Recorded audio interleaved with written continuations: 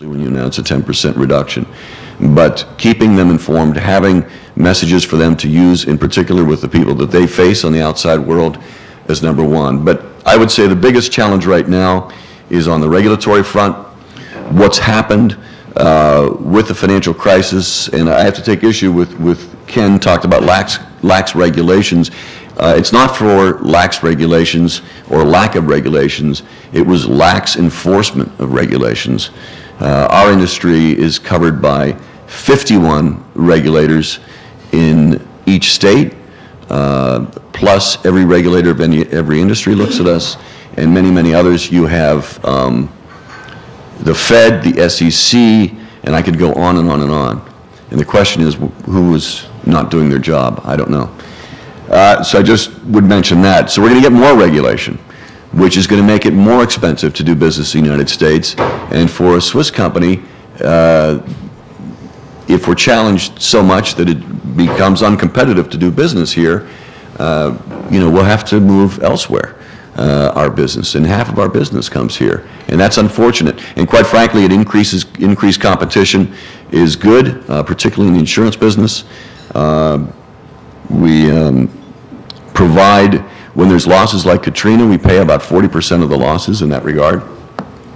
Where's that going to come from if we go into a protectionist atmosphere in the United States? So we're faced with protectionism.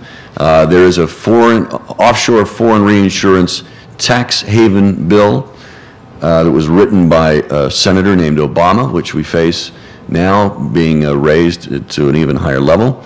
The issue of tax havens, they've taken on Bermuda, and guess who's next? Switzerland. The exposures with the UBS and bank secrecy has spread over to every Swiss company. So we've got a lot of challenges in Washington, and so where I've shifted a lot of my focus is out of what was the former financial capital of the United States, which was New York, and is now Washington, D.C., because they're running the financial system. But I think one thing we need to maintain, and I'll wrap up with this, is perspective. I saw a recent ad, I think it was HSBC, but it might have been UBS, talking about the industry and the financial crisis, and it zoomed from the air right over the Bear Stearns building as just to send a message. You know, so if you look at New York closely and you look at the Bear Stearns headquarters, you know, that's an interesting metaphor, but I like to take the Google map and back out and look at all of Manhattan. There's a lot of things that are working. In our industry, we are writing policies, we're paying claims, we can take a pandemic on, we can take on another Katrina. Everybody in the industry knows that, and the data proves that. The capital is there. So what I think you need to do is what they did with Apollo 13. When they had all the problems, the mission control kept asking them, what's good on the bird? In other words, what's working? And in our firms, we need to educate our customers, our regulators, our employees about what's working. And there's a lot of things still working very well. So I'll wrap up with that. Thank you. Thank you, Steve. And indeed, a lot is working well.